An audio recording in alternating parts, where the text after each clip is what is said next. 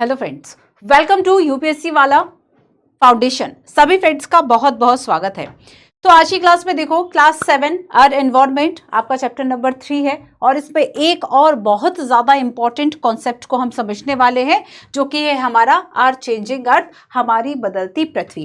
Last हमने बात की थी इनसाइड द अर्थ कि अगर हम अपनी पृथ्वी के स्ट्रक्चर को देखें, इंटरनल स्ट्रक्चर को देखें, इंटीरियर को देखें, तो किस तरीके से उसे मेजरली हम 3 पार्ट्स में डिवाइड करते हैं, क्रस्ट, मेंटल एंड क्रोट। साथ ही साथ हमने देखा था कि वह किन मिनरल्स से बना है। हमने रॉक टाइप ऑफ रॉक्स की बात की थी और हमने रॉक साइकिल की बात की थी। और आज का हमारा टॉपिक है environment inside our earth and इसके बाद अर्थ चेंजिंग अर्थ, है ना, हमारी बदलती पृथ्वी।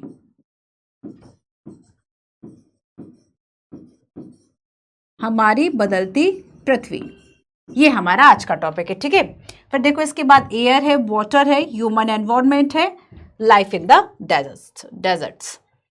सो लास्ट हमने देख लिया, लिथोस्फीयर की बात कर ली, मेंटल की बात कर ली, इनर कोर आउटर कोर की बात कर ली, ठीक है, कोर मेंटल बाउंड्री की बात हो गई, क्रस्ट की बात हो गई, काफ़ी सारी जो बातें हैं हमारे इंटीरियर के बारे में कल हो गई थी, ठीक है।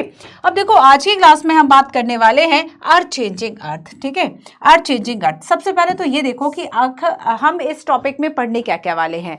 अर्थ चेंजिंग अर्थ, इस टॉपिक में हम पढ़ने क्या क्या वाले हैं, सबसे पहले हम इस चीज को नोट करते हैं, ठीक है।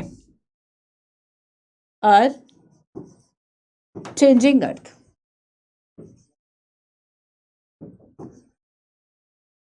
देखो ऐसा तो है नहीं कि पृथ्वी जैसी थी या फिर जो स्थल मंडल है, जो लिथोस्फीयर है, वह जिस तरीके का था आज भी वैसा ही है। उसमें काफी चेंजेस होते रहते हैं। आगे जाकर जब हम कॉन्टिनेंटल थ्योरी, महाद्वीपीय सिद्धांत और ये सारी चीजें पढ़ते हैं, विस्थापन का सिद्धांत, तब हमें काफी सारी जो चीजें हैं वह आगे जाके क्लियर होंगी कि किस तरीके से आज जो हम स्थल मंडल लिथोस्फीयर की बात करते हैं वह हजारों लाखों वर्ष पहले ऐसा नहीं था, वह काफी डिफरेंट था। और आज जिस तरीके से हमारे सामने 7 इंपॉर्टेंट कॉन्टिनेंट्स है, वह उसी मूवमेंट आगे जाकर वह ब्रेक डाउन होता है, ठीक है, कैसे वह मूवमेंट किया। और आज अभी हम देखते हैं कॉन्टिनेंट से इंपॉर्टेंट, ठीक है। तो यहां पर यही हमें चेंजिंग अर्थ वाला जो कॉन्सेप्ट है इसको पढ़ना है। सबसे पहले देखो, इसमें हम पढ़ेंगे लिथोस्फीयर प्लेट्स क्या होती है। सबसे पहले हम इसमें बात करने वाले हैं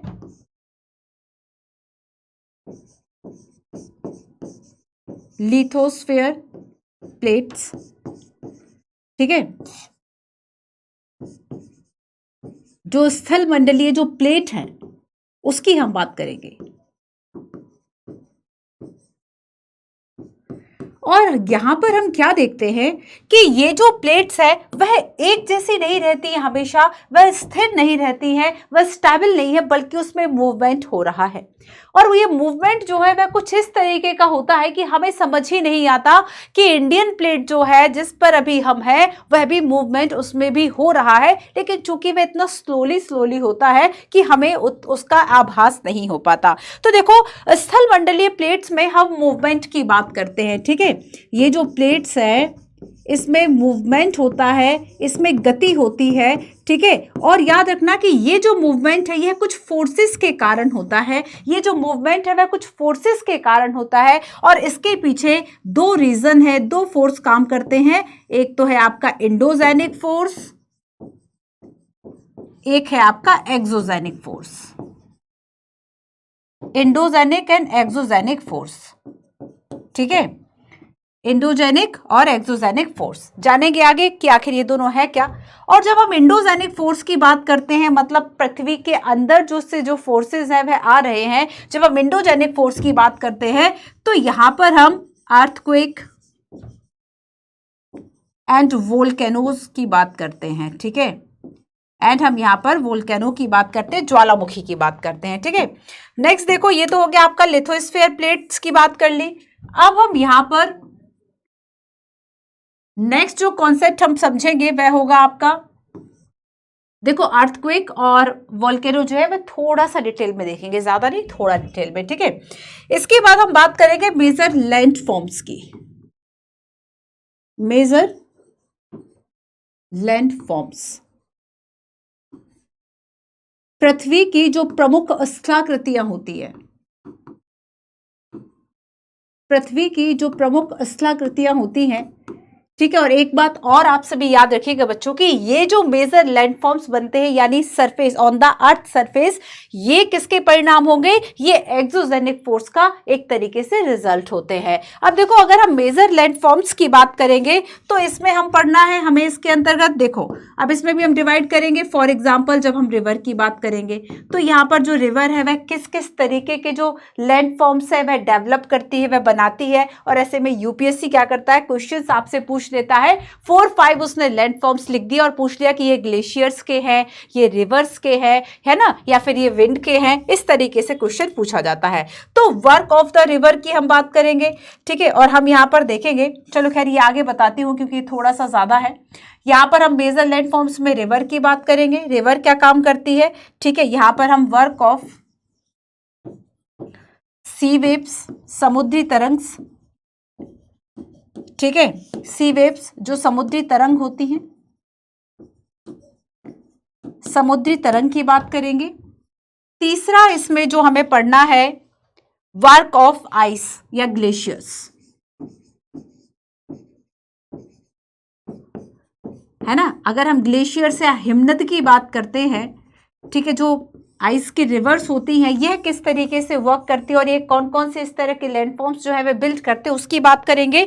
और लास्ट हम इसमें बात करेंगे work of winds, works of winds, पवन के कार्य, ठीक है। अगर हम पवन की बात करेंगे, हवा की बात करेंगे, तो यह कौन कौन से मेजरली जो लैंडफॉर्म्स है वह बनाएगी। अच्छा देखो, फिर से देखो कि हमने यहां पर जाना कि जो लिथोस्फीयर अब तक हम जान रहे थे, पढ़ रहे थे, वह लिथोस्फीयर आपका जो वो स्थल मंडल है। अगर हम भूपर्वतीय की बात करते हैं, हमने इंटीरियर में बात की थी ना भूपर्वतीय की यानी क्रस्ट की, और हम देखा कि जो क्रस्ट में लिथोस्फीयर वाला पार्ट है यानी जो सॉलिड पोर्शन है अर्थ सरफेस का, वह मूवमेंट कर रहा है। बट वो मूवमेंट इतना स्लो है कि हमें वो मूवमेंट समझ में नहीं आता। वो मूवमेंट होता है कुछ कारणों से, जैसे कि पृथ्वी के अंदर कुछ अगर हलचल हो रही है। फॉर एग्जाम्पल मान लीजिए हम ज्वालामुखी की बात करें, कल हमने वोल्केनो को समझा था कि जो आपका एटमॉस्फेयर वाला जो पार्ट है, जो कि थोड़ा जिसमें कि हमने देखा था कि जो पिघली हुई अवस्था में जो मैग्मा है ना, जो मोल्टन मैग्मा है, वह क्या हो रहा था,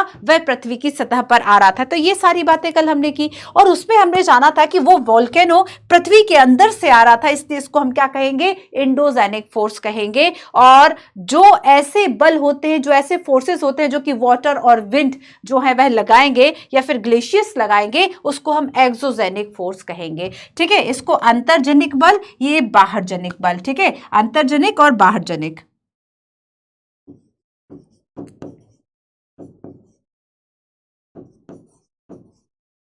अंतर्जनित एंड बाहरजनित, ठीक है, एक्सो एंड इंडोजेनिक फोर्स। क्लियर है? ये हमारा पूरा चैप्टर का एक तरीके से हमने समरी देख लिया। अब चलो चलते हैं, एक एक करके चीजों को समझते हैं। तो सबसे फर्स्ट तो आ जाओ, एक छोटा सा रीडिंग हमें करना है एक पैराग्राफ का। The lithosphere is broken into a number of plates known as a lithosphere plates। तो जो आपका लिथोस्फीयर है वह कई प्लेट्स में जो है वह टूटा हुआ है, ठीक है, कई प्लेट्स में जो है वह टूटा हुआ है। और यहां पर उसे हम क्या कहते हैं, लिथोस्फीयर जो प्लेट है वह हम उसको कहते हैं, ठीक है, स्थल मंडलीय प्लेट्स हम उसको कहते हैं। जैसे कि फॉर एग्जाम्पल हम बात करेंगे नॉर्थ अमेरिकन प्लेट की, north American plate,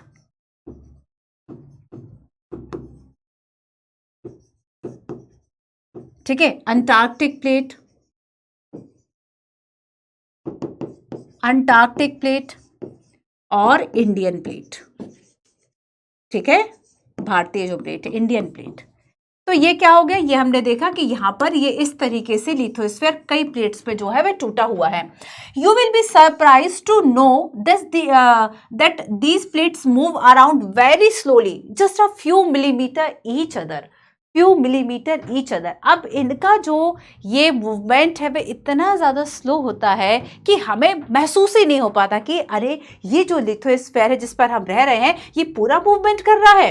this is because of the movement of the molten magma inside the अर्थ। अच्छा देखो, अगर मैं यहां पर आपसे क्वेश्चन पूछ लूं एक, कि मान लो क्वेश्चन में मैंने आपसे पूछा कि एक है रीजन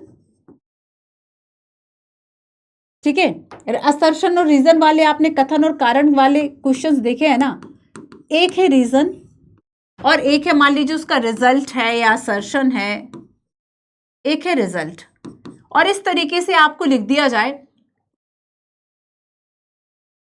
कि जो लिथोस्फीयर की जो प्लेट्स है वह मूवमेंट कर रही हैं। ठीक है, ये असर्शन हो गया। रीजन में लिखा this is because of the movement of the molten magma inside the अर्थ। बिल्कुल सही बात है। खुद सोचो कि मान लीजिए नीचे अगर मोल्टन अवस्था में अगर लिक्विड है और लिक्विड के ऊपर कोई प्लेट है, तो जैसे जैसे वह लिक्विड मूव करेगा, वो लिक्विड जो है वह सर्कुलर जो है वह मूव कर रहा है। ये जो मोल्टन मैग्मा है, ये जो पिघला हुआ मैग्मा है, वह क्या कर रहा है, सर्कुलर घूम रहा है, चक्रीय रूप से घूम रहा है। इसलिए जो प्लेट्स हैं वह क्या कर रही हैं, मूवमेंट कर रही है, गति कर रही है। ठीक है, फॉर एग्जांपल अगर मैं इंडियन प्लेट के मूवमेंट की बात करूं, और यूपीएससी ने यहां से एक क्वेश्चन पूछा था कि इंडियन प्लेट का जो मूवमेंट है वह कितना है ना, यहां से क्वेश्चन जो है वह यूपीएससी पूछ चुका है। तो मैं आपको बता दूं कि इंडियन प्लेट जो है वह किस डायरेक्शन में बढ़ रही है, वह नॉर्थ ईस्ट डायरेक्शन में। आगे हम पढ़ेंगे इसको, अभी यह केवल बस मैं आपको बता रही हूं। नॉर्थ ईस्ट डायरेक्शन की अगर हम बात करेंगे तो यहां पर इसका मूवमेंट है, और इंडियन प्लेट जो है वह 5 centimetre per year 5 centimetre per year movement कर रही है। कहां पर, नॉर्थ ईस्ट डायरेक्शन में, या फिर अगर हम इंचेस की बात करें तो 2 इंच। ठीक है, 5 सेंटीमीटर पर ईयर या 2 इंच जो है वह नॉर्थ ईस्ट डायरेक्शन में इंडियन प्लेट जो है ये मूवमेंट कर रही है, इसकी ये गति हो गई। ठीक है, क्लियर है। अब आगे देखो, so the molten magma inside the earth move in a circular manner as shown in the activity, है ना। The movement of these plates cause changes of the surface of the earth, और इन्हीं movement की वजह से जो plates है ना, एक तरीके से जो हम सरफेस की प्लेट्स है वो उनकी स्थिति चेंज होती रहती है। The earth movement are divided on the basis of the forces, और ये जो मूवमेंट है वह हमने फोर्सेज, बल के आधार पर, है ना, बल के आधार पर हमने उसको 2 पार्ट्स में डिवाइड किया। अब देखो कुछ ये हो सकता है ना कि मान लीजिए जब हम अर्थ की बात करें तो वह प्रभावित तो हो रही है, बट 2 अलग अलग कारणों से। कुछ का जैसे कि हमने कहा कि अर्थक्वेक, भूकंप मतलब पृथ्वी के अंदर से ऊर्जा का निकलना, और जो स्थल मंडल है, जो लिथोस्फीयर है, जो क्रस्ट है, उसमें वाइब्रेशन होना, उसमें कंपन होना। जैसे कि हमने इंडोनेशिया की बात की, अगर हम इंडोनेशिया, रिसेंटली हम इंडोनेशिया का एग्जांपल देखेंगे बच्चों, आई थिंक वहां पर 6 पॉइंट मैग्नीट्यूड का जो अर्थक्वेक है वह आया हुआ था, है ना। तो यहां पर हम देखेंगे कि ये जो वाइब्रेशंस है वो इनसाइड द अर्थ है ना। सो यहां पर क्या है, ये जो फोर्स है उसको हम क्या कहेंगे, ये फोर्स आपका इंडोजेनिक फोर्स है। इंडोजेनिक फोर्स का मतलब होता है अंतर्जनित। अंतर्जनित मतलब जो अंदर से पैदा हो रहे हैं, अंदर से कहां से, अर्थ सरफेस की बात हो रही है, इसका मतलब क्या है, ये इनसाइड द अर्थ है, पृथ्वी के अंदर से। ठीक है, अब पृथ्वी के अंदर से जैसे कि एनर्जी निकल रही है, अब ये जो एनर्जी है वह किसकी है, हम अर्थक्वेक की बात करते हैं। ठीक है, तो ये इनसाइड द अर्थ हो गया, नहीं हो गया। अब देखो, और साथ ही हम देखेंगे कि एक ऐसा बल है जो कि मान लीजिए भूकंप और फिर बाकी सबसे पृथ्वी की जो सतह है उसको उबड़ खाबड़ कर रहा है, उसको उठा रहा है। तो कहीं रिफ्ट वैली बन रही है, ब्रंश घाटियां बन रही है, और वही एक फोर्स है कि ऊपर की जो विंड चल रही है, पवन है, एयर है, ठीक है, वाटर है, ये क्या कर रही है, ये इस पर्वत को घिसने का काम कर रही है, तोड़ने का काम कर रही है। इसके जो सेडिमेंट्स है, जो अवसाद है, वह इस तरीके से टूट रहे हैं। विंड और वाटर एक जगह से दूसरी जगह जो है वह इसको उसकी डिपोजिट कर रही है। तो यहाँ पर ये क्या हो गया, ये सारी चीजें हमने सेडिमेंट्री रॉक में पढ़ी थी ना, कि किस तरीके से जो विंड है, जो वाटर है, वह कैसे जो इग्नियस जो रॉक है, जो आग्नेय चट्टाने हैं, जब वह टूट जाती है उसको दूसरी जगह पर ले जाने का काम कर रही है, एक मीडियम का काम कर रही है। तो यहाँ पर वो सेडिमेंट से सेडिमेंट्री रॉक बन रही थी। तो यहाँ पर एयर और वाटर क्या करेंगे, इस पर्वत को, ये जो माउंटेन था उसको घिसने का काम करेंगे, तोड़ने का काम करेंगे। इसको हम एक्सोजेनिक फोर्स कहेंगे, जो पृथ्वी के अंदर नहीं बल्कि पृथ्वी के बाहर है, जैसे कि एयर है, वाटर है, ग्लेशियर्स है। ठीक है, और अगर हम ओशियन की बात करेंगे तो ओशियन जो करंट है, ओशियन जो वेव है, समुद्री तरंगे हैं। आया समझ में। तो देखो सबसे फर्स्ट जो पैराग्राफ होता है वो बहुत इंपॉर्टेंट होता है। ये पूरा पैराग्राफ आपको पूरा चैप्टर का एक समरी दे क्या। अब आगे चलते हैं। ये थोड़ी सी एक्स्ट्रा इंफॉर्मेशन है, बट हमें इस तरह की इंफॉर्मेशंस को हमेशा क्या करना है, कंपाइल करके पढ़ना है, ताकि बेसिक भी हमारा स्ट्रांग हो, करंट अफेयर भी स्ट्रांग हो। अब देखो क्वेश्चन यहां से भी आ सकता है, जो मैंने आपको रिजल्ट और रीजन वाला बताया, कारण परिणाम वाली बात, और यहां से जो क्वेश्चन है वह आया हुआ है। तो क्वेश्चन आप देखोगे कि बेसिक आप पढ़ोगे, जैसे लास्ट भी मैंने आपको एनवायरनमेंट में बताया था चैप्टर नंबर 1 में कि यहां पर हम बात करेंगे, मान लीजिए व्हाट इज एनवायरनमेंट, और क्वेश्चन जो है वह एनवायरनमेंट में यूनेप से आएगा, यूएनएफसीसी से आएगा, COP15 से आएगा, पेरिस क्लाइमेट एग्रीमेंट, इन सब से आएगा, है ना। तो यहां पर बेसिक आपको पढ़ना है, और बेसिक के साथ साथ आप आगे जो है वह चीजों को कंप्लीट करते जाएंगे। ठीक है, क्लियर हो गया इतना। अब आगे देखो, तो ये तो हमने समझ लिया लिथोस्फीयर। अच्छा ये बताओ कि जो आपका ये मेजर लैंडफॉर्म्स है, इसमें थोड़ा सा समझ लो। ठीक है, जो मेजर लैंडफॉर्म्स है ना, इसमें इंपॉर्टेंट क्या है कि जो रिवर है वह कौन कौन सी आकृतियां बनाती है, उसको हमें समझना है। ठीक है, यहां से क्वेश्चन जो है वह आया हुआ है, मैं यहाँ पर स्टार लगा देती हूँ, क्वेश्चंस में आगे कराऊंगी आपको। ठीक है, चलो पहले मैं आपको ये बता देती हूँ कि अगर हम मेजर लैंडफॉर्म्स की बात करेंगे तो कौन कौन सा जो यहाँ पर कारक है वह किस तरीके के लैंडफॉर्म्स जो है वह बनाएगा। ठीक है, चलो इसको, ये इंपॉर्टेंट है मेजर लैंडफॉर्म्स। यहां से ही सीधा आपको एक जो क्वेश्चन है वह मिल जाएगा, मेजर लैंडफॉर्म्स।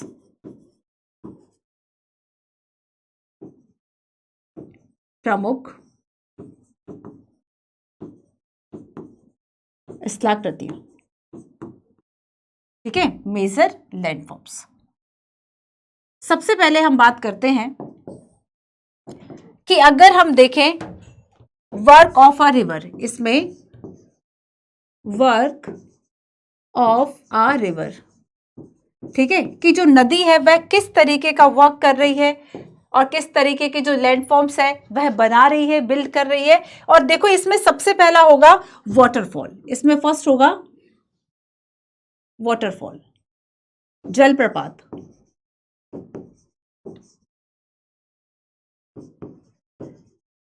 जलप्रपात की डेफिनेशन क्या है, वाटरफॉल किसे कहेंगे, जब आप देखेंगे कि जो ठोस चट्टान होगी, जो सॉलिड रॉक होगी, वहां से जो पानी गिरता है, ठीक है, और वो सॉलिड घाटी पे ही गिरेगा, वहां से आप वाटरफॉल देखते हैं। तो वाटरफॉल आगे हम और समझेंगे। वाटरफॉल के बाद हम देखेंगे सेकंड है विसर्प, आपने सुना होगा। ठीक है, ये क्या है ये आगे मैं बताऊंगी। मींडर्स, मींडर्स यानी विसर्प। आप देखते हैं कि जो नदियां हैं वह कैसी बह रही हैं, कुछ इस तरीके से बह रही है, इसे ही हम क्या कहते हैं, विसर्प कहते हैं, जो टर्न ले रही है, जो मोड़ ले रही है। तीसरा हम देखेंगे ऑक्सबो लेक, ऑक्सबो लेक। आप देखेंगे यहां से क्वेश्चन आया हुआ है कि जो गोखुर झील है, हिंदी में इसको गोखुर झील कहेंगे। ठीक है, हिंदी में इसको क्या कहेंगे, ऑक्सबो को गोखुर या फिर चाप झील भी कहा जाता है, गोखुर या चाप झील या चाप झील। ठीक है, क्वेश्चन आया हुआ है, आगे हम समझेंगे कि ये आखिर है क्या। 4 हम देखेंगे फ्लड प्लेन, बाढ़ के मैदान, जैसे कि आप नॉर्दर्न जो प्लेन्स उसमें देखते हैं वो बाढ़कृत मैदान होते हैं, कि जहां तक बाढ़ का पानी आया फिर उतर गया, है ना। तो यहाँ पर ये बाढ़कृत मैदान होते हैं जो बाढ़ से मैदान बन जाते हैं। 5 हम देखेंगे कि तटबंध होते हैं, है ना, नदी कहीं ना कहीं तो नदी का तट होगा, तो यहाँ पर हम नदी के तटबंध की बात करते हैं, जिसे कि लीव्स कहा जाता है, तटबंध। इसके बाद 2 और हैं, 6 आगे हम देखेंगे कि एक मेन नदी होती है, उसके बाद उसकी जो है वह ट्रिब्यूटरीज होती है। ठीक है, मतलब जिन धाराओं से उसका जो पानी है वह और आगे बढ़ जाए, वहां पर उसको वितरिकाएं कह देते हैं, डिस्ट्रीब्यूटरीज हम कह सकते हैं।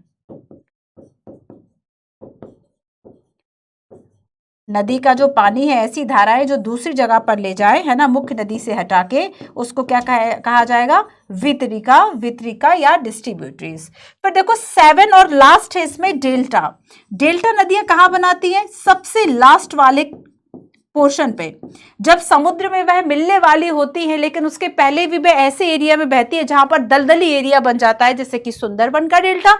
अब एक क्वेश्चन देखो बच्चों, यूपीएससी ने क्वेश्चन यहां से ये पूछा था कि वाटरफॉल, गोखुर, बाढ़कृत मैदान, है ना, flood plain, oxbow, waterfall and delta, और यहां पर आपसे एक क्रम पूछ लिया गया था, इसका जो एक क्रोनोलॉजिकल जो ऑर्डर है वह आपसे पूछ लिया गया था कि नदी के स्टार्टिंग से, रिवर के स्टार्टिंग से और रिवर के एंड तक वह कौन कौन से जो लैंडफॉर्म्स है वह बनाती है, डिजाइन करती है। तो सबसे पहले तो वाटरफॉल आया, सेकंड पे फिर विसर्ग करती हुई बह रही है, वही टर्न जब एक अलग हो गया, नदी सीधी हो गई, उसको ऑक्सबो लेक कहेंगे, आगे बताती हूं। फ्लड प्लेन्स, फिर बाढ़ के मैदान होंगे, फिर उसके बाद जो लीव्स तटबंध की बात होगी, डिस्ट्रीब्यूशंस की बात होगी, और डेल्टा सबसे लास्ट में आएगा, विथ डेल्टा जो है वह सबसे लास्ट में आएगा। ठीक है, ये बात आपको याद रखनी है। तो ये आपका हो गया वर्क ऑफ द रिवर। ठीक है, ये आपका क्या हो गया, वर्क ऑफ द रिवर। अब आगे हम चलते हैं, फर्स्ट के बाद सेकंड देखो, सेकंड हम वर्क ऑफ सी वेव्स की बात करें। क्वेश्चन यहीं से आ जाएगा, अंदर तो जाना ही नहीं है। वर्क ऑफ सी वेव्स, समुद्र तरंग किस तरह के काम करती है। ठीक है, जो समुद्र की तरंगे होती है, मतलब समुद्र की तरंगों का मतलब क्या है कि जो समुद्री जल है, अच्छा पहले इसको समझो थोड़ा सा, है ना, कि जैसे कि आप देखते हो कि ये समुद्र है, ठीक है, और यहां पर जिस तरह की हवा चलती है, जो विंड है, तो इसके प्रभाव से ये जो जल है, ये जो ओशियन की अगर हम बात करें तो ये प्रभावित होगा, नहीं होगा, है ना।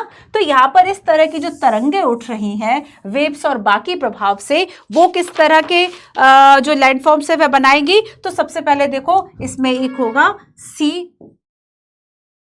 केव्स, समुद्री गुफा, सी केव्स, समुद्री गुफा।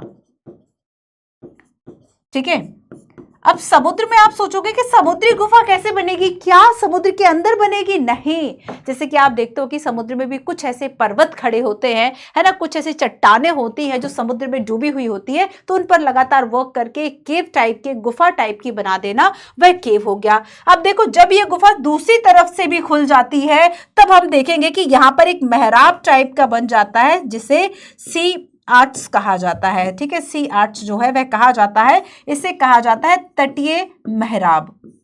ठीक है, इसे क्या कहा जाता है, सी आर्ट्स, तटीय मेहराब। अब हम आगे देखेंगे स्टैक। अब देखो, यूपीएससी ने जो क्वेश्चन पूछा था कि मान लीजिए स्टैक लिख दिया, ठीक है, लीव्स लिख दिया, ऑक्सबो लेक लिख दिया, और आपसे पूछ लिया कि कौन सा जो वर्क है वह रिवर का नहीं है, तो क्या होगा, स्टैक। स्टैक, ठीक है, स्टैक क्या होगा, जो दीवारें टाइप की खड़ी हो जाती हैं, केवल इस तरीके से, केवल एक जो दीवार है वह समुद्र में आपको दिख रही है। ठीक है, इसको क्या कहा जाता है, स्टैक कहा जाता है। और लास्ट हम देखेंगे सी क्लिफ, यानी समुद्र भृगु, सी क्लिफ, सी क्लिफ, समुद्री भृगु, भृगु। ठीक है, क्लियर। चलो, तो ये आपका हो गया वर्क ऑफ सी वेव्स। अब आगे हम बात करेंगे वर्क ऑफ आइस या ग्लेशियर्स।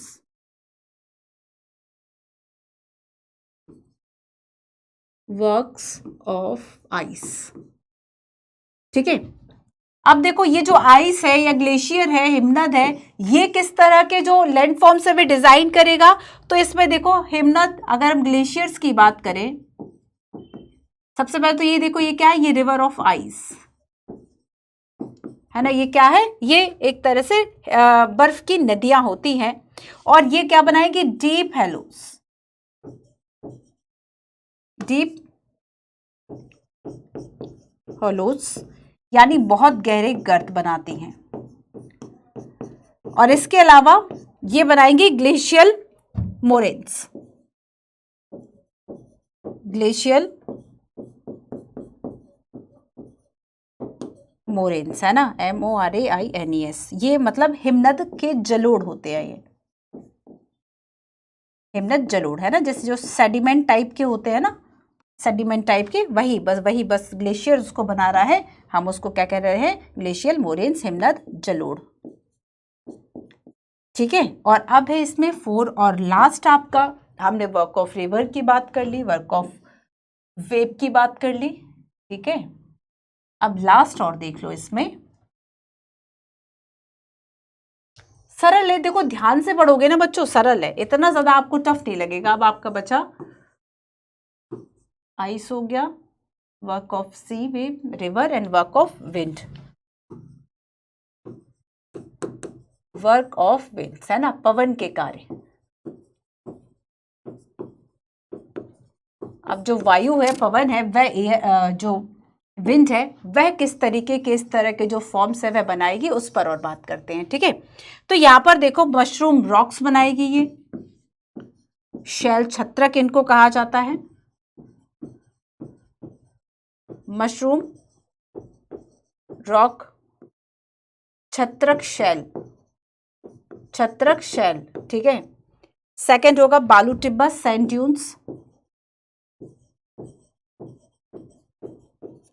बालू टिब्बा, हिंदी में यही टर्म्स है बच्चों, है ना। और आपका होगा लोएस।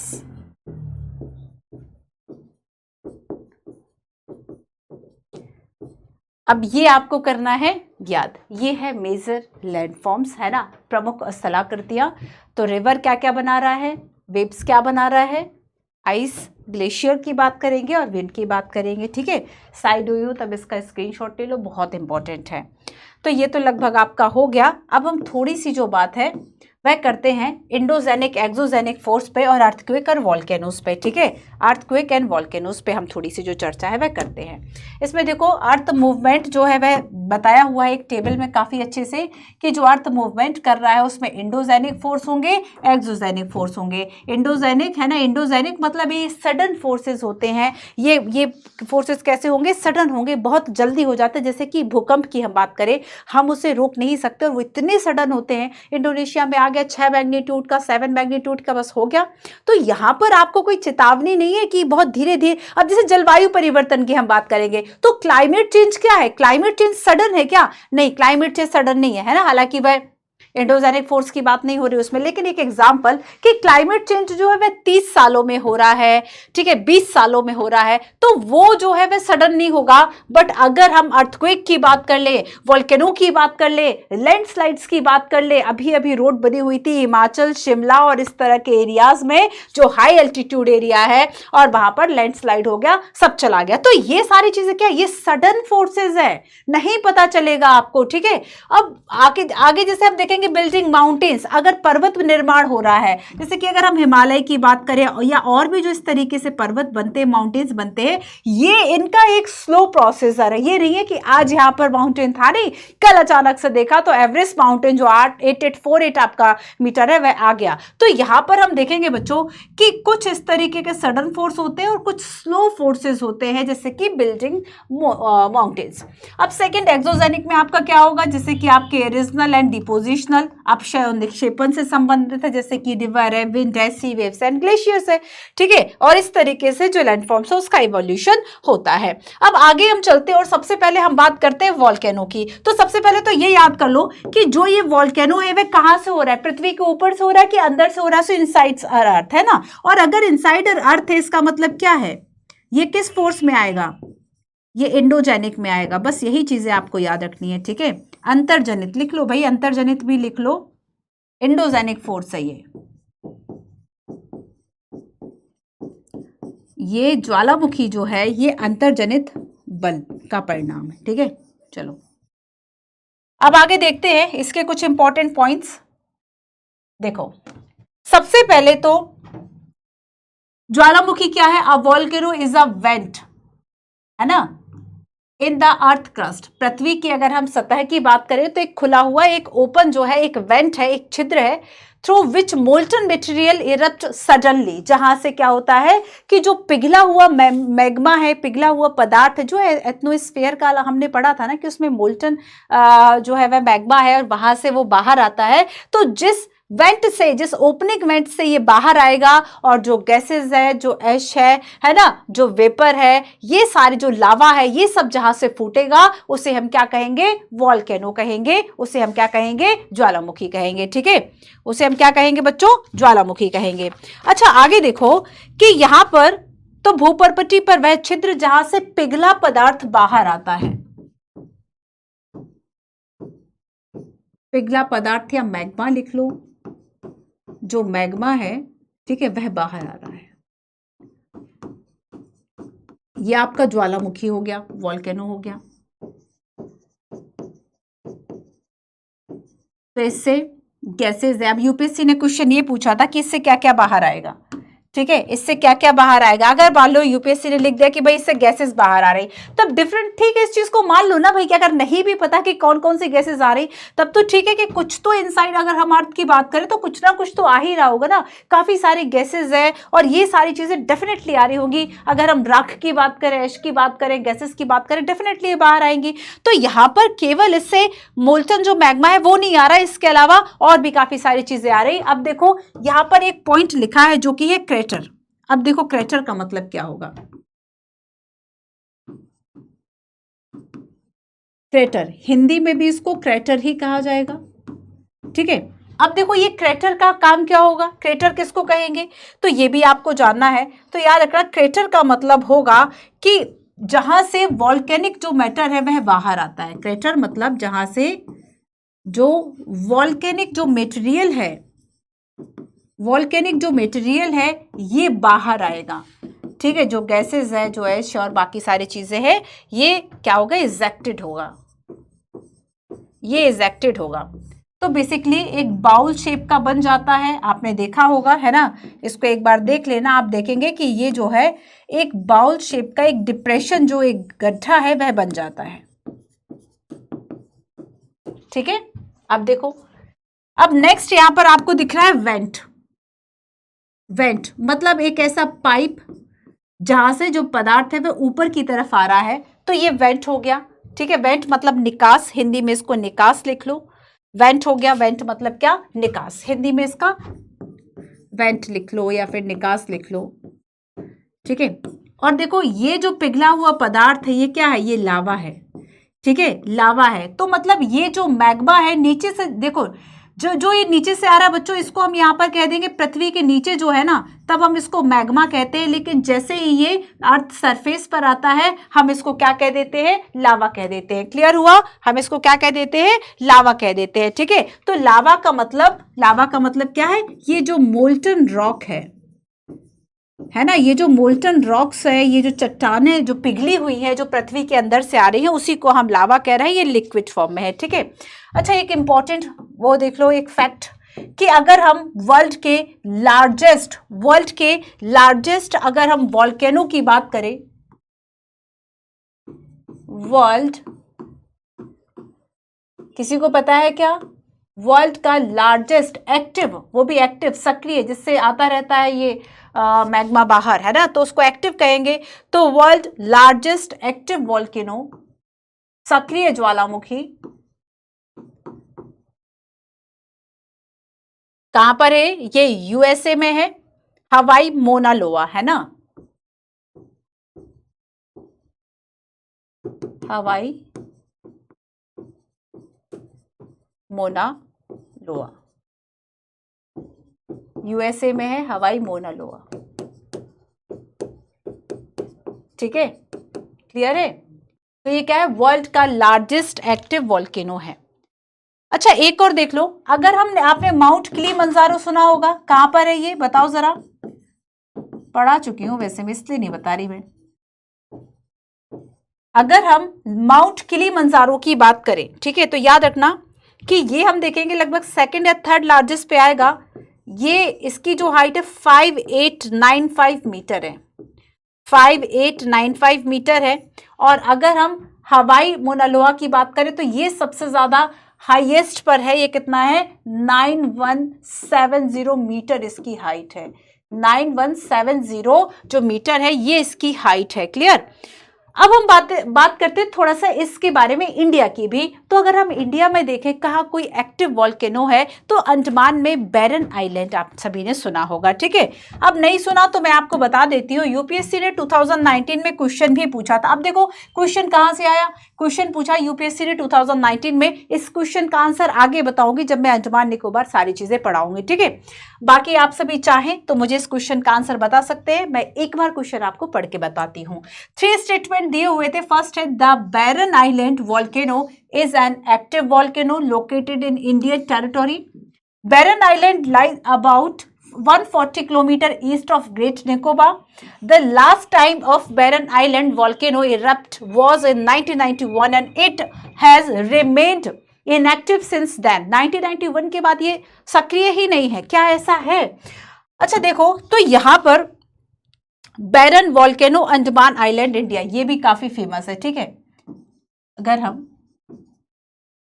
बैरन वॉल्केनो की बात करें, है ना, तो ये कैसा है, ये एक्टिव है।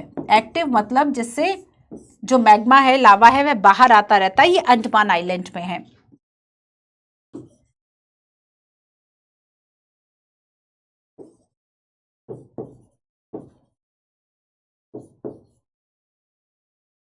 क्लियर?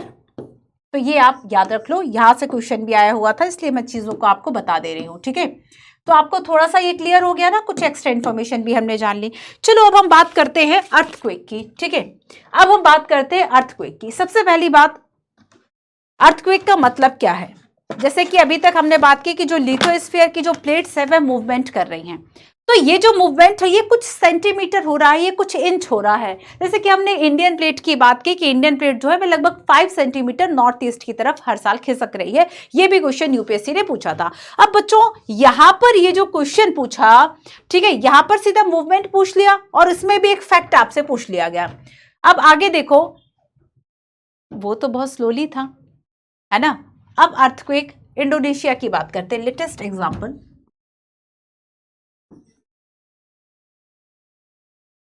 कितने मैग्नीट्यूड का भूकंप था इंडोनेशिया में? तो यहां पर इस तरह के जो सडन चेंजेस है, मतलब लिथोस्फीयर या पृथ्वी की जो सतह है उसका अचानक से हिलना, है ना, उसमें वाइब्रेशन होना, उसी को हम क्या कहेंगे? अर्थक्वेक कहेंगे। When the lithosphere plate move the surface of the earth vibrate, है ना। तो जब ये प्लेट्स जो है वह मूव हो रही है तो वाइब्रेट होता है। अब ये वाइब्रेशन इतना ज्यादा सडन होता है, the vibrations can travel all around the earth, these vibrations are called earthquake, है ना। तो अर्थक्वेक की एक छोटी सी डेफिनेशन, पृथ्वी की सतह का हिलना या पृथ्वी की सतह का कांपना, बस वही हो गया। पृथ्वी की सतह का कांपना या हिलना, है ना, वाइब्रेशन होना, यही क्या हो गया? अर्थक्वेक हो गया, भूकंप हो गया। क्लियर हुआ? इतना क्लियर हो गया, है ना। सो यहां पर अब देखो, मैं ये सारे पॉइंट्स आपको समझा देती हूं। The place of the crust where the movement start is called focus. ठीक है, इज कॉल्ड फोकस। तो यहां पर फोकस पॉइंट की बात की गई है। फोकस, ये वाला जो पॉइंट है बच्चों, ये क्या कहलाएगा? फोकस पॉइंट है। ठीक है, ये आपका पॉइंट है फोकस। यहां पे लिख देती हूं, उसमें तो समझ ही नहीं आ रहा, रेड में रेड, फोकस। सो यहां पर देखो, ये जो फोकस है, यहां से जो अर्थक्वेक है, ठीक है, जो भूकंपीय ऊर्जा है, जो सिस्मिक एनर्जी है, उसका ओरिजिन हो रहा है, ओरिजिन ऑफ सिस्मिक एनर्जी। तो याद रखना कि ये जो फोकस है इसको उद्गम केंद्र कहा जाता है। हिंदी के वर्ड्स भी ध्यान से सुन लो, फोकस मतलब उद्गम केंद्र। ठीक है, उद्गम केंद्र। फोकस के अलावा इसको हाइपोसेंटर भी कहा जाता है, इसको हाइपोसेंटर भी कहा जाता है। और फोकस मतलब एक ऐसा एरिया जहां से ओरिजिन हो रहा है, origin of the seismic energy, seismic energy मतलब जहां से भूकंपीय ऊर्जा जो है वह निकल रही है, वो फोकस पॉइंट हो गया। क्लियर हो गया फोकस पॉइंट क्या है? और इसको उद्गम केंद्र कहते हैं या फिर हाइपोसेंटर हुआ। ठीक है, ये तो वो है जहां से शुरुआत हुई, लेकिन यहां से ये उत्पन्न जरूर हुआ, बट ये यहां इतना फील नहीं होता। तो ये कहां फील होगा? ये फील होगा ठीक उसके ऊपर वाली जगह पर जहां पे अर्थ का सरफेस का पॉइंट होगा। तो फॉर एग्जांपल ये पृथ्वी के अंदर कोई पॉइंट था जहां से ये शुरू हो गया, ठीक है, लेकिन पृथ्वी की सतह पर ये मान लीजिए ये अर्थ का क्रस्ट है, और इस सतह पर जहां पर ये पहली बार ये महसूस हो रहा है, जो इसके पास में है, इस पॉइंट को हम क्या कहेंगे? एपिसेंटर कहेंगे। इस पॉइंट को हम कहेंगे एपिसेंटर। हिंदी में भी इसको एपिसेंटर ही लिख लो, एपिसेंटर भी लिख लो, है ना, एक वर्ड और है इसके लिए। तो एपिसेंटर,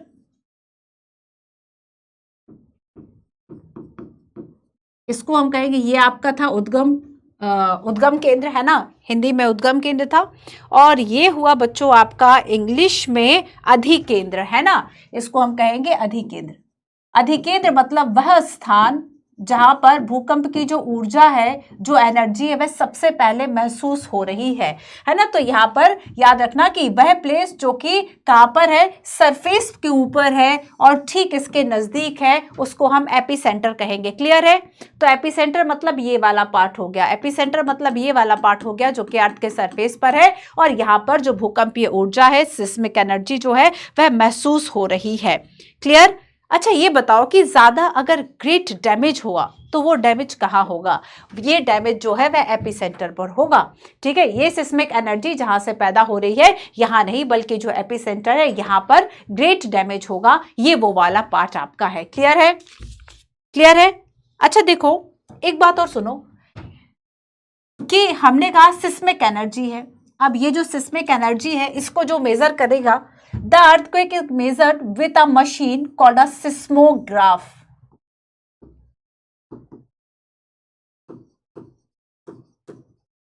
सिस्मोग्राफ से भी क्वेश्चन आ चुका है, एक बार देख लेना आप सभी, है ना, सिस्मोग्राफ से भी क्वेश्चन आ चुका है। सिस्मोग्राफ, सिस्मोग्राफ मतलब भूकंप जो ऊर्जा है, इसको जो मेजर किया जाता है। हम देखेंगे, आपने रिएक्टर पैमाना सुना है? रिक्टर स्केल किससे जुड़ा हुआ है?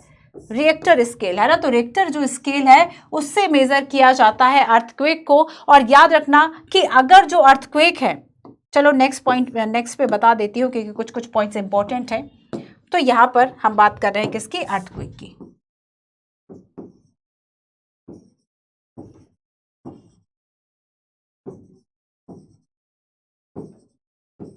ठीक है, अर्थक्वेक की बात कर रहे हैं। हमने इसमें 2-3 इंपॉर्टेंट पॉइंट समझ लिए। Epicentre, hypocentre. एपिसेंटर कहां था? एपिसेंटर को हमने क्या कहा था हिंदी में? अधिकेंद्र। अधिकेंद्र मतलब सरफेस का वह पॉइंट जहां पर एनर्जी फील हो रही है, ज्यादा डैमेज हो रहा है। हाइपोसेंटर मतलब हाइपोसेंटर या फोकस, यहां से ओरिजिन हो रहा था सिस्मिक एनर्जी का उद्गम, या फिर हम इसको फोकस कहेंगे। ठीक है, ये हो गया आपका। अब हम देखते हैं कि जो अर्थक्वेक है, इसको जिस तरीके से मेजर किया जाता है उसे हम क्या कहेंगे? सिस्मोग्राफ।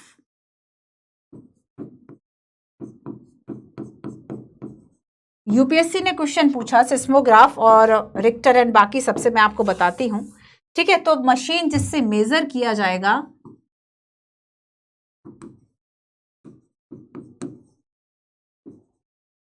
उसको हम क्या कह रहे हैं?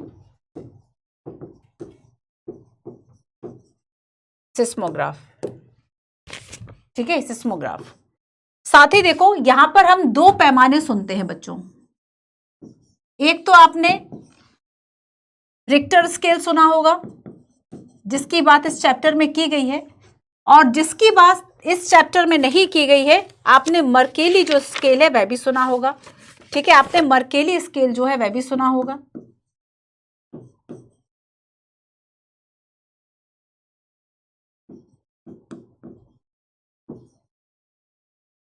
मर्केली स्केल, इन दोनों में क्या डिफरेंस है उसको बताने से पहले मैं आपको बता दूं कि जब रिक्टर पैमाने पर, ठीक है, रिक्टर स्केल के अनुसार जो सिस्मिक एनर्जी है इसको मेजर किया जाता है, और अगर ये जो एनर्जी है इस स्केल पर 2.0 मैग्नीट्यूड से लेस है तो इसका मतलब है भूकंप जो है उसकी ज़्यादा डैमेज नहीं होगा, बहुत छोटा भूकंप था। जैसे कि अगर हम दिल्ली की बात करें, आप कोविड की बात करेंगे, 2021 के आसपास लगभग 5 से 6 बार इस तरह के जो झटके हैं वह महसूस किए गए, है ना। मैं भी दिल्ली में ही थी उन दिनों, मैंने भी इन चीज़ों को महसूस किया। रिसेंटली अभी शायद 1 और 2 मंथ्स पहले की बात है, एग्जैक्ट तो याद नहीं है, तब थोड़ा सा तगड़ा जो झटका है वह आया हुआ था। तो यहाँ पर देखो रिक्टर पैमाने की अगर हम बात करें तो 2 पॉइंट मैग्नीट्यूड अगर है या इससे लेस है तो उसको छोटा माना जाएगा। अब देखो अगर हम 5 पॉइंट की बात करें, यहीं पर ये तो 2 पॉइंट और लेस था स्केल पर, अगर यहाँ पर 5 मैग्नीट्यूड का है तो इस तरह का जो भूकंप है ये डैमेज कर देगा, ये डैमेज कर देगा, ठीक है। और देखो साथ ही हम देखेंगे अगर यही जो है वह 6 पॉइंट स्केल का हो गया तो यहां पर ये हायर मैग्नीट्यूड का हो जाता है, ये ज्यादा तीव्रता वाला भूकंप हो जाएगा और इससे जो डैमेज है वह ज्यादा होगा।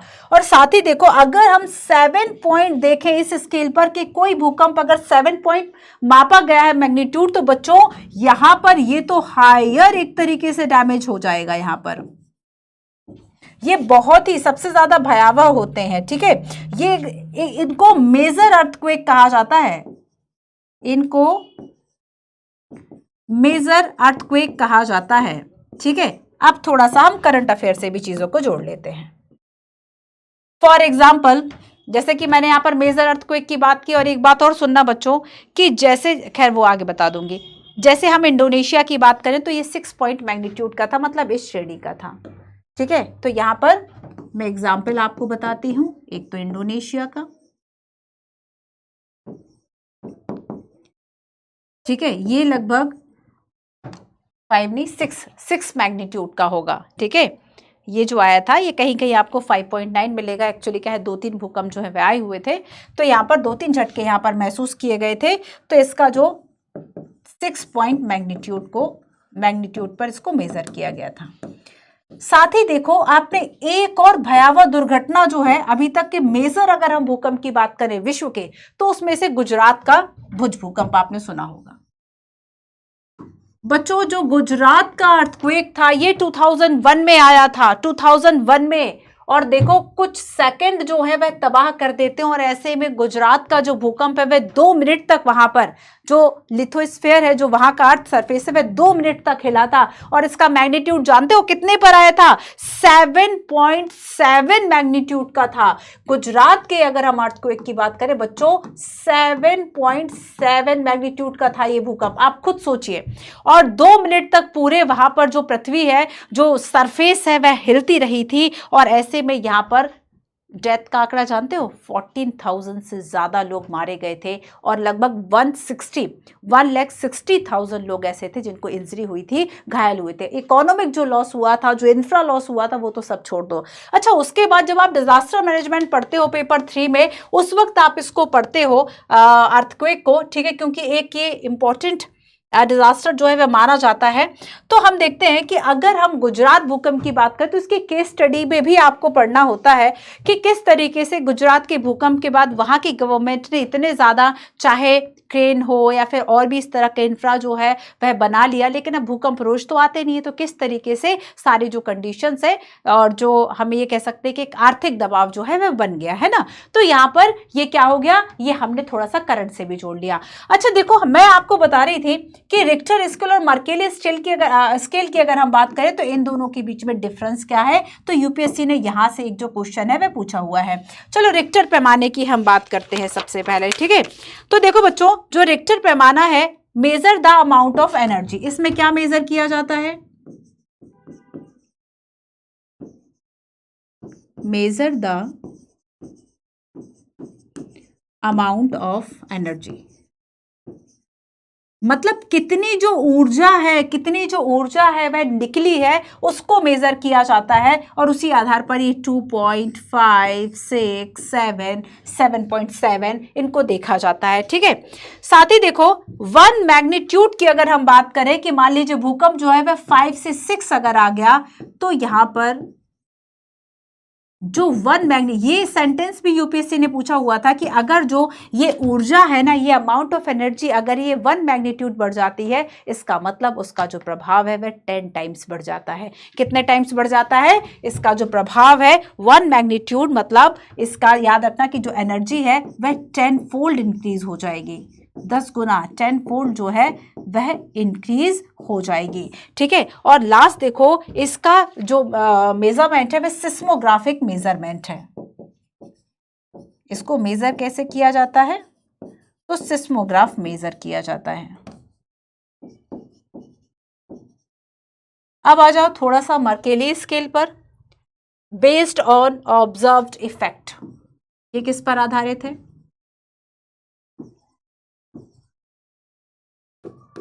ऑब्जर्व्ड इफेक्ट, जो आपने परिणाम देखे हैं, है ना, जो आपने परिणाम देखे हैं कि कितना परिणाम हुआ है, कितना डैमेज हुआ है, उसके अकॉर्डिंगली जो मर्केली स्केल है उससे अर्थक्वेक को मेजर किया जाता है। सो यहाँ पर था measure the amount of energy. तो जब अमाउंट ऑफ एनर्जी की बात हो रही थी वो रिक्टर स्केल था, और अगर हम मर्केली स्केल की बात करेंगे, ये है मर्केली स्केल और ये है आपका रिएक्टर पैमाना। ठीक है, रिएक्टर पैमाना, मर्केली स्केल।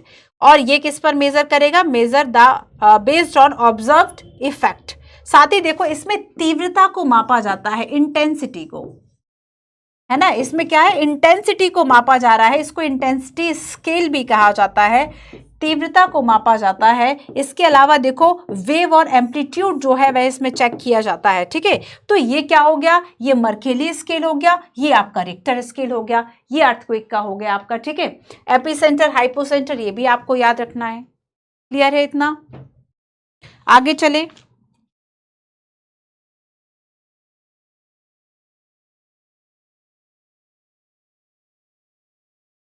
वॉल्केनो की भी बात हो गई, अर्थक्वेक की भी बात हो गई, है ना, खत्म हो गया ना ये हमारा।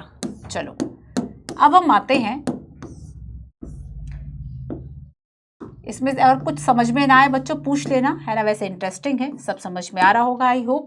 अब हम चलते हैं प्रमुख स्थलाकृतियों की बात करते हैं। ठीक है, थोड़ा सा इसको और समझ लो कि ये क्या क्या डिजाइन्स हैं, इसको और समझ लो थोड़ा सा। Major landforms, major landforms. ठीक है, देखो the landscape is being continuously worn away by two process, weathering and erosion। ठीक है, अगर हम स्थल मंडल की बात करें तो ये जो स्थल मंडल है, ठीक है, ये विघटित होता रहता है बेसिकली अपक्षय और अपर्दन से, वेदरिंग एंड एरोजन से। ठीक है, किससे? अपक्षय एंड अपर्दन से,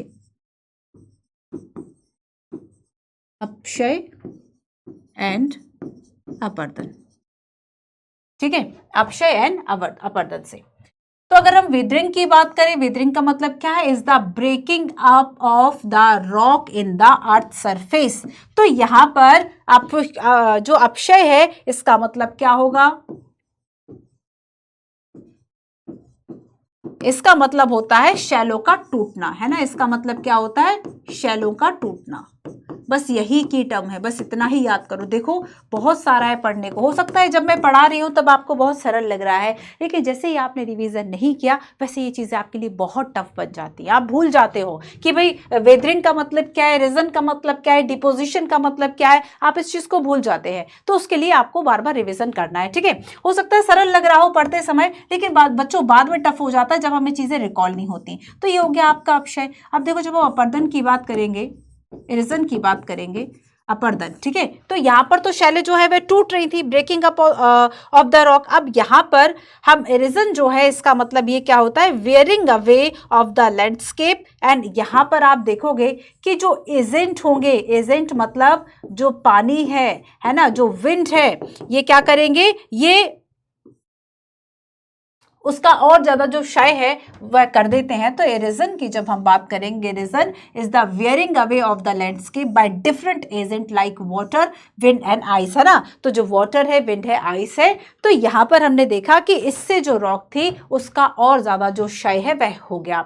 the eroded material is carried away of transported by water, wind etcetera. हमने देखा कि जो मटेरियल जो टूट गया था, जैसे कि हमने देखा कि ये जो है एक शेल थी, है ना, यहां से ये जो सेडिमेंट सेडिमेंट से ये टूट गए और ये सेडिमेंट फिर बाद में ट्रांसपोर्ट हो गए और इसका वाहक कौन बना, वाटर एंड विंड, है ना। वाटर एंड विंड से इनको ट्रांसपोर्ट किया गया, इनका डिपोजिशन किया गया। सो यहाँ पर इवेंचुअली इसको डिपोजिट किया, ठीक है। और the process of the erosion and deposition create different landform of the surface of the earth. और यही जो प्रोसेस है इरेजन का, डिपोजिशन का, है ना, शैलो का टूट जाना, एक जगह से दूसरी जगह पर चले जाना, इससे अलग अलग तरीके के जो लैंडफॉर्म्स है वो डिफरेंट डिफरेंट टाइप के क्रिएट होते हैं, ठीक है। अब ऐसे में हम वर्क ऑफ द रिवर की बात करें, सबसे पहले वर्क ऑफ द रिवर की बात करें, ठीक है। तो हमने देखा था वर्क ऑफ द रिवर में सबसे पहले मैंने आपको बताया the running water in the river erodes the landscape, है ना। When the river tumble at steep angle over very hard rock, जैसे कि हम देखें बहुत ज्यादा अगर जो ढलान है और वहां पर जो शैल है, जो चट्टान है, वह कठोर है, वेरी हार्ड रॉक, और वहां से जो पानी है वह नीचे की तरफ गिर रहा है, उसको हमने वाटरफॉल कह दिया, उसको हमने जलप्रपात कहा, ठीक है। अच्छा, वाटरफॉल से याद आया बच्चों, आपने वाटरफॉल में अगर मैं आपसे पूछूं कि हाईएस्ट वाटरफॉल कौन सा है, कहां पर है हाईएस्ट वाटरफॉल? कर्नाटका, है ना। कर्नाटका में कुंचिकुल फॉल्स। आपने अच्छा जोग गरसोप्पा सुना होगा, जरा पढ़ना उसको, ठीक है ना। कुंचिकुल फॉल्स कहां पे है? कर्नाटका में, ठीक है। इसकी जो हाइट है 1493 फीट, 1493 फीट जो है वह इसकी इस वाटरफॉल की हाइट है, ठीक है। तो बेसिकली हम इंडिया की बात करें तो ये हाईएस्ट है, वन ऑफ हाईएस्ट हो गया। अब देखो ये तो वाटरफॉल हो गया, अब आगे जाके कुछ बातों को समझो, दो इससे समझ लो, ठीक है। यहां पे समझ लो जरा, इस तरीके से नदी बहती, ये तो बताने की जरूरत है नहीं भाई कि जो नदी है वह किस तरीके से बह रही है, तो वो जो टर्न ले रही है ना, वो जो टर्न ले रही है उसी को हम विसर्ग कहते हैं। तो यहाँ पर नदी जो ये टर्न ले रही है ना, इसको हम क्या कह देते हैं? विसर्ग कह देते हैं, ठीक है। ये जो टर्न ले रही है उसको हम विसर्ग कह देते हैं। All river enter the plain in twist and turn forming large bends known as meanders, ठीक है। तो जो ये बैंड है इसको हमने क्या कह दिया? मींडर्स। अब एक बात ये बताओ जरा, एक क्वेश्चन मैं आपसे पूछती हूं, आपको कमेंट करके बताना है, इसको आप ढूंढना, ठीक है, कि अगर मैं आपसे हिमालय रिवर्स की बात करूं, ठीक है, एक हो गया आपका हिमालय रिवर सिस्टम और एक हो गया आपका पेनिनसुला रिवर सिस्टम।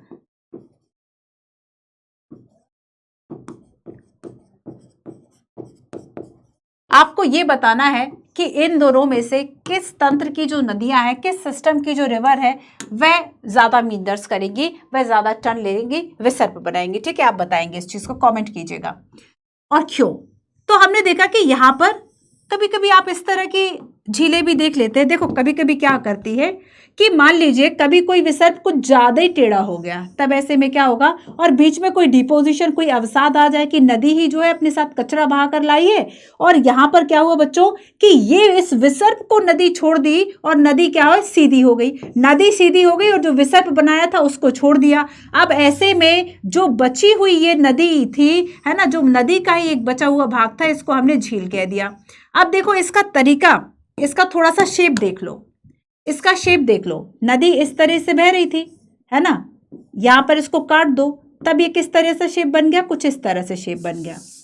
अब जो ये शेप बना, अगर आप गाय के जो निशान है, गाय के पैरों के अगर आप निशान देखेंगे, जिसके कि गोखुर भी कहा जाता है, और इसलिए हिंदी में इसको गोखुर झील कहा जाता है। चूंकि एक चाप की तरह होता है इसलिए हम इसको चाप झील भी कह देते हैं। तो ये आपका क्या हुआ, ऑक्सबो, ऑक्सबो लेक, क्लियर है।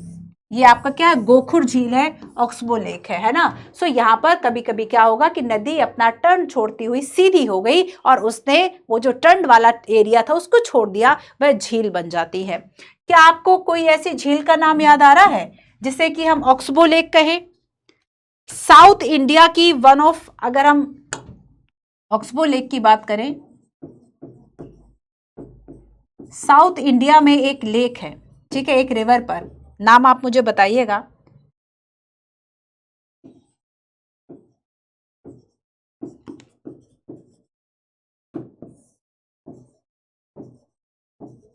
चलाकुडी रिवर, ठीक है, चलाकुडी रिवर जो है केरला में है, और ये जो है यहाँ पर ऑक्सबो लेक है। इसके अलावा देखो बच्चों, इंडिया और एशिया, ना केवल इंडिया बल्कि अगर हम एशिया की भी बात करें तो इंडिया और एशिया में वन ऑफ द जो लार्जेस्ट लेक है, वन ऑफ द लार्जेस्ट जो लेक है, जो बेगूसराय बिहार में है, जो बेगूसराय बिहार में है, ठीक है। ये कौन सी लेक है? कन्वर लेक। ये इंपॉर्टेंट है आपके लिए, होमवर्क भी है ये, कन्वर लेक, ठीक है। और याद रखना कि ये रामसर साइट भी है। ये सारी इंफॉर्मेशन इसमें नहीं है, हम एडिशनल पढ़ रहे हैं, वरना ढूंढने लग जाओ। ये चीजें आपको गूगल पे मिलेंगी, सो एक बार आप जो है वह देख लेना है इन सारी इंफॉर्मेशंस को, ठीक है। तो यहाँ पर हमने देखा कि जो कन्वर लेक है ये वन ऑफ इंडिया की नहीं बल्कि एशिया की वन ऑफ लार्जेस्ट कौन सी लेक है? ये ऑक्सबो लेक है। लिख देती हूँ यहाँ पे वरना भूल जाओगे। ये क्या है आपका? Oxbow lake. ऑक्सबो लेक मतलब नदी जो है वह टर्न ले रही थी और ऐसे में एक टर्न जो है वह कोई छोड़ के नदी जो है वह सीधी निकल गई, टर्न यहाँ पे रह गया, तो इसको हमने ऑक्सबो लेक कह दिया, ठीक है। अब देखो, अब रिवर जो है वह आगे बह रही है। अब आगे देखना, आगे जाती हुई ये क्या करेगी, और भी जो डिपोजिशंस है, डिपोजिट्स लेयर और fine soil other material called sediments along it's bank. नदी अपने किनारों पे क्या करेगी? नदी अपने किनारों पर जो फाइन मिट्टी है, पतली जो मिट्टी है, रेत है, उसको छोड़ देगी, है ना। और इससे बच्चों जिस एक फ्लैट फॉर्मेशन जो है वह बनेगा, जो मैदान बनेगा, उसको हम क्या कह देंगे? फ्लड प्लेन कह देंगे। इसको हम बाढ़ग्रस्त मैदान कह देते हैं, ठीक है। इसको हम क्या कह देंगे? बाढ़ग्रस्त मैदान।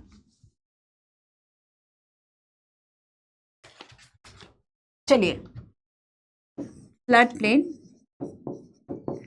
बाढ़ग्रस्त मैदान, clear. The raise bank are called levees. बाकी हम देखेंगे कि इसमें जो उभरा हुआ भाग है किनारों का, उसको हमने तटबंध कह दिया। As the river approaches the sea the speed of flowing water decrease and the, देखो लास्ट में क्या होगा बच्चों? लास्ट में बनेगा यहां पर delta. River being a breakup into a number, ठीक है। अच्छा, इसके पहले ट्रिब्यूटरीज बनेंगे इसके, कि हम देखें कि जो रिवर्स है लास्ट में क्या होगी? बहुत सारे सेडिमेंट, और इससे चलते क्या होगी? बहुत सारे, मेन रिवर तो जा रही है वो ठीक है, बाकी ये कई तरीके से इसको डिवाइड हो जाएगी, है ना। तो ये जो इसकी स्ट्रीम्स होंगी उसको हम क्या कहेंगे? डिस्ट्रीब्यूटरीज कह देते हैं। इसको हम हिंदी में वर्ड यूज करेंगे वितरिकाएं, वितरिकाएं वर्ड होगा, ठीक है। और सबसे लास्ट में द रिवर। अब देखो, समुद्र तक जाते जाते जो नदी है बहुत ज्यादा स्लो हो जाएगी, और ऐसे में वो उसमें इतने ज्यादा डिपॉजिट्स जो है वह हो जाएंगे कि इसमें क्या होगा बच्चों? बहुत, वो उसकी गति बहुत स्लो हो जाएगी, फिर वहां पे पानी भरने लगता है, वह बहेगी नहीं, और इस तरह का जो सेडिमेंट का कलेक्शन होगा, जो कि एक तरीके से समुद्र के मुहाने पर हो जाता है, उसको हम डेल्टा कहते हैं। For example Sundarban delta, for example Sundarban delta. Clear हो गया यहाँ पे आप सभी को? For example Sundarban delta. Clear हो गया बच्चों? चलो, तो ये था आपका फर्स्ट मेजर लैंडफॉर्म्स में कुछ हमने एग्जाम्पल्स देखते हुए, वाटरफॉल है, मींडस है, ऑक्सबो लेक है, फ्लड प्लेन्स है, तटबंध है, वितरिकाएं और डेल्टा है। इसको देख ले, याद रखना डेल्टा जो है सबसे लास्ट में बनेगा, ठीक है। अब हम आ जाते हैं सी वेव पर, वर्क ऑफ सी वेव्स। देखो, वर्क ऑफ सी वेव्स, इसको इससे समझ लो। एक क्या होगा, इसमें 2-3 पॉइंट्स मैं आपको बता देती हूं। जैसे कि बच्चों सी वेव्स में क्या होगा? सबसे पहले तो यहाँ पर समुद्री जो तरंगे हैं, जो पानी है ना, जो ओशियन वेव्स है, यही आपकी सी वेव्स हो गई। ये विंड के साथ साथ क्या कर रही? गति कर रही हैं, और ऐसे में जो चट्टान है, जो आइलैंड है, जो टापू है, जो ऐसे माउंटेन्स है जो समुद्र में डूबे हुए हैं, उस पर ही लगातार काम। आप देखते हो कि ऐसे पत्थर बहुत या तो साफ हो जाएंगे या उनका शेप आ जाएगा, है ना। कई तरीके के जो काम है, और ये सारा काम कौन कर रहा है? वहां जाके इसका कोई डिजाइन कर रहा है? नहीं, ये काम कर रहा है सी वेव। तो एक तो क्या हो गया कि किसी पत्थर में बार बार जो तरंग है वह इस तरीके से लगती रही, और यहाँ पर एक गुफा टाइप की बन गई, जिसको क्या कहा? सी केव कहा, जिसको समुद्री हम गुफा कह सकते हैं, ठीक है, जिसको हमने समुद्री गुफा कह दिया, ठीक है। अब देखो कुछ सेडिमेंट मतलब कुछ जो पत्थर है, कुछ जो चट्टान है, वह कुछ इस तरह की है कि उसमें इस तरह से आर्च बन गए, मतलब आप वहां से निकल सकते हैं। अगर आप समुद्र देखेंगे, आप इस तरह के जो कभी मूवीज में या इस तरह के आप देख लेते हैं कि चट्टान है ना, समुद्र का पानी, उसके नीचे से जगह बन गई, एक ब्रिज टाइप का बन गया। इसको क्या कहा? इसको कहा सी आर्च, है ना। इसको क्या कहा? सी आर्च हमने कहा। तो याद रखना ये क्या है, दोनों तरफ से एक तरह से निकलने वाली जो जगह है वह बन गई। ठीक है, ये एक मेहराब टाइप का बन गया, इसको हमने तटीय मेहराब भी कहा। क्या कहा हमने इसको? तटीय मेहराब। ये कहाँ गया? सी केव्स आपका हो गया, है ना, सी केव हो गया। और आपका ये जो सी आर्क की हम बात करें, सी आर्क्स, ठीक है, ये आपके हो गए समुद्री मेहराब। ठीक है, अब देखो सी क्लिफ की हम बात करते हैं। अच्छा पहले स्टेक्स देख लो। स्टेक्स मतलब ये रहा है बच्चों आपके स्टेक्स, कुछ इस तरीके से खड़े वॉल टाइप के मिल जाते हैं। ये स्टेक है ना, खड़ी एक दीवार जैसी जो स्थिति है, संरचना है, वह मिल जाती है। इसको हमने क्या कहा? स्टेक कहा। ठीक है, इसको हमने क्या कहा बच्चों? स्टेक कहा। ठीक है, 3 हमने बात कर ली। अब चौथी हम देखेंगे कि यहाँ पर बच्चों समुद्री पुलिन भी बन जाते हैं। किनारों पर जो अवसाद जमा हो जाता है वहां से समुद्री पुलिन भी बन जाते हैं। तो सी क्लिफ जो है, ठीक है, और sea wave deposit the sediment along the shore forming beaches. तो यहाँ पर ये बात भी आपको याद रखनी है। तो इस तरीके से आपकी 3-4 आकृतियां हमने यहाँ पर देख ली। अब आगे हम आइस की बात करते हैं। ठीक है, आइस की बात करते हैं कि जो आइस है वह क्या वर्क कर रही है और किस तरीके से जो लैंड फॉर्म्स है वह डिजाइन कर रही है। सबसे पहले तो देखेंगे कि जो ग्लेशियर्स है वह क्या है? बर्फ की नदियां है, रिवर ऑफ आइस, मतलब ऐसी नदियां जो जमी हुई हैं, उसी को तो हम हिमनद कहते हैं, है ना। तो यहाँ पर ये जो ग्लेशियर्स है वह क्या है? Glaciers are rivers of ice which to erode and landscape by bulldozing soil and stone to expose the solid rock below. तो यहां पर हम देखेंगे बच्चों कि ये क्या करेगा? डीप हॉलोस जो है, मतलब बहुत गहरे जो गर्त है वह बनाती है। As the ice melt they get filled up a water and become beautiful lake in the mountains, है ना। और अगर हम देखेंगे कि ये जो है अगर मेल्ट हो गए तो बहुत ही ब्यूटीफुल जो लेक है, क्योंकि ग्लेशियर का पानी साफ होता है। अगर हम ये कहें कि पानी 97% ओशियन में है, पढ़ चुके हम, और जो फ्रेश वाटर है वह कहां पर है? ग्लेशियर में है। तो ग्लेशियर भी उसके एक बड़े स्रोत है, ग्राउंड वाटर है ना, ग्लेशियर से। The material carried by the glacier such a rock big and small sand and silt get deposit, these deposit form glacial moraines, है ना। तो जिस तरीके से ये क्या करेगा, जो ये डिपॉजिट्स जो है, जो सिल्ट है, जो गाद है या फिर जो रेत है, वो डिपॉजिट साथ साथ ये हिमानिया करेंगे, ग्लेशियर्स कहेंगी उनको, ग्लेशियर मोरेन्स कहा जाएगा। ये आपको याद रखना है। और लास्ट है हमारा वर्क ऑफ विंड, है ना। अगर हम बात करेंगे वर्क ऑफ विंड, आपने देखा है कि जो डेजर्ट है वह कैसे बनते हैं। अगर हम रेत की बात करें, रेगिस्तान की बात करें, तो यहाँ पर ये रेगिस्तान कैसे बना करते हैं। आपने इस तरह की आकृतियां देखी होगी, नहीं समझ में आता किस तरफ जाना है, तो ये इनको कहा जाता है, ये आपको जो दिख रहा है, ठीक है, इस पिक में ये है सैंड ड्यून्स। ठीक है, सैंड ड्यून्स। अब देखो कि एक तो इसमें बन जाता है जो कि होता है मशरूम रॉक, छत्रक शैल। एक बन जाता है मशरूम रॉक, जिसे कि हम कहते हैं छत्रक शैल। और ये शैल ऐसी होती है कि नीचे की तरफ जो है हवा ज्यादा रहती है, तो वहां की रेत ज्यादा खींच लेती है, और इस तरीके से एक शैल छत्र टाइप का दिखाई देता है। जैसे कि मशरूम आपने देखा है ना, मशरूम टाइप की जो आकृति है वह बन जाती है। अब ये याद रखो, ये किससे बनेगी? विंड से बनेगी। An active agent of erosion and deposition in the desert is wind and wind, and in desert you can see rock in the shape of a mushroom commonly called mushroom rock, छत्रक Shelley कहे जाते हैं। wind erode the lower section of the rock more than the upper, है ना। तो lower section जो है वह ज्यादा इससे एरोड हो जाता है, और अपर सेक्शन जो है, अपर पार्ट है, वह नहीं हो पाता। Therefore, such rock have narrow base on the wider top, है ना। सच अगर हम रॉक की बात करें वह कैसी होती है, उसका जो बेस है वह पतला होता है और नैरो होता है, और अगर हम उसके शैल की बात करें वह ज्यादा होता है, जैसे कि आप मशरूम कुछ इस तरीके का देखते हैं। तो इस तरीके के जो शैल बन गए उसको हमने मशरूम रॉक कह दिया। ठीक है, सेकेंड हम सैंड ड्यून्स की बात करें, जो कि आपको इसमें दिख रहा है। ठीक है, it lift and transport sand from one place to another. आप देखते हैं कि जो विंड है वह क्या करेगी, विंड ब्लो एंड फिर वो क्या करेगी, ट्रांसपोर्ट करेगी रेत को एक जगह से दूसरी जगह ले जाएगी और वहां पे इस तरह के जो सैंड ड्यून्स हैं वह बन जाएंगे, है ना। उसे हम क्या कहेंगे, उसे हम कहेंगे बालू के टिब्बे। हिंदी में इसका क्या है, सैंड ड्यून्स है ना, बालू का टिब्बा, ठीक है, बालू टिब्बा,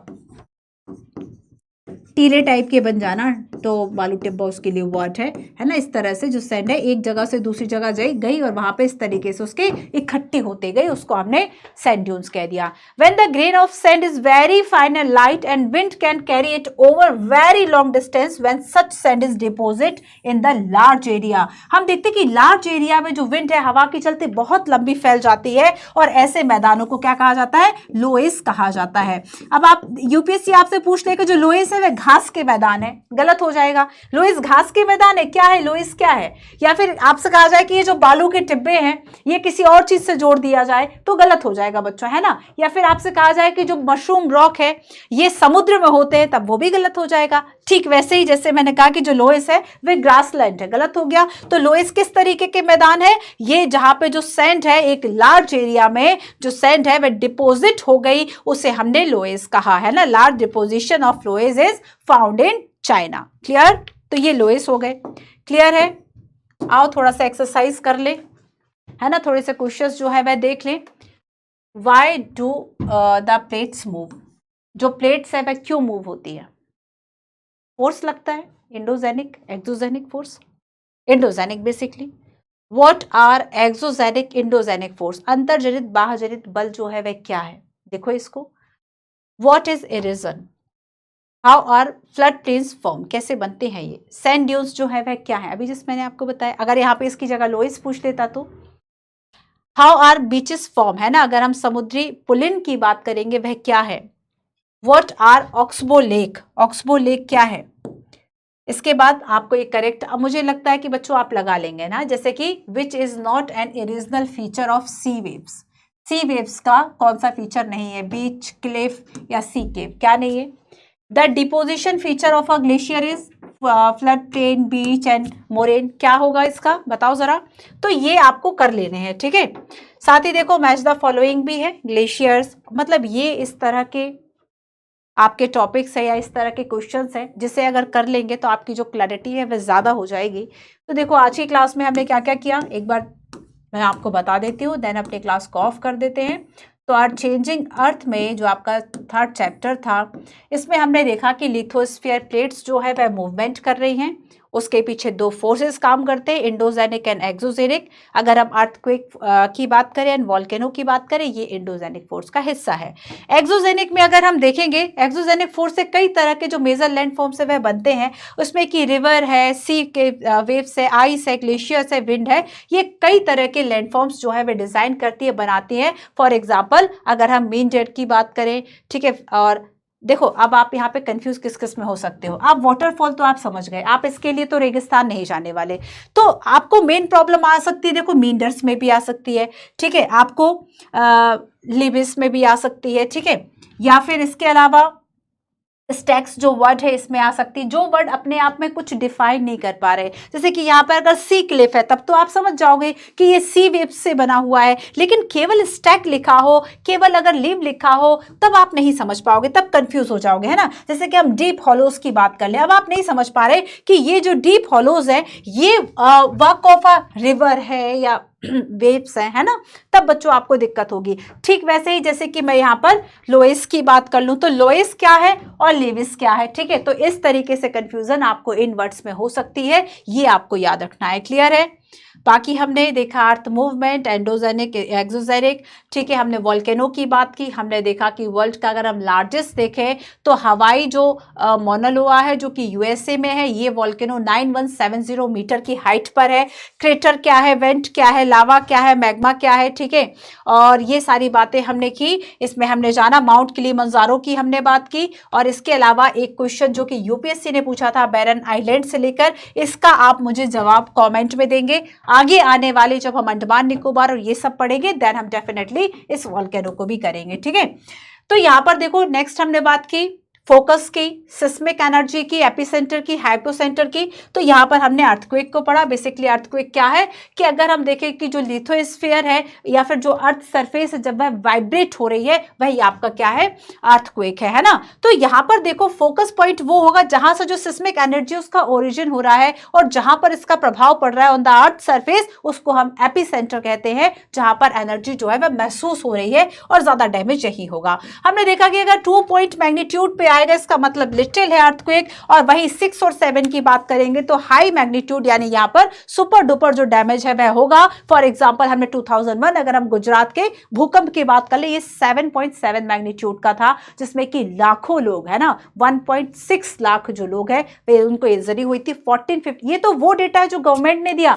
जैसे कि आप रिसेंटली अगर हम ओडिशा के ट्रेन एक्सीडेंट की बात कर ले है ना, तो आप देखोगे कि जो गवर्नमेंट डेटा देती है और जो एक्चुअल में होता है उसमें एक डिफरेंस आपको मिलता है। तो अगर 15,000 जो डेटा है वह गवर्नमेंट ने दिया कि गुजरात का जो भूकंप आया था 2001 में, उसमें लगभग 15,000 जो है वह लोग डेथ कर गए थे और 1.6 लाख जो उनको इंजरी हुई थी, है ना। और यहाँ पर इकोनॉमिक जो प्रॉब्लम थी और इकोनॉमिक जो हमारा लॉस हुआ था वो तो कोई काउंट ही नहीं है। इंडोनेशिया की रिसेंटली हमने बात की कि यहाँ पर जो अभी रिसेंटली आपने अर्थक्वेक देखा वह 6 मैग्नीट्यूड का था, यानी यहाँ पर ये एक हायर अर्थक्वेक था, ठीक है।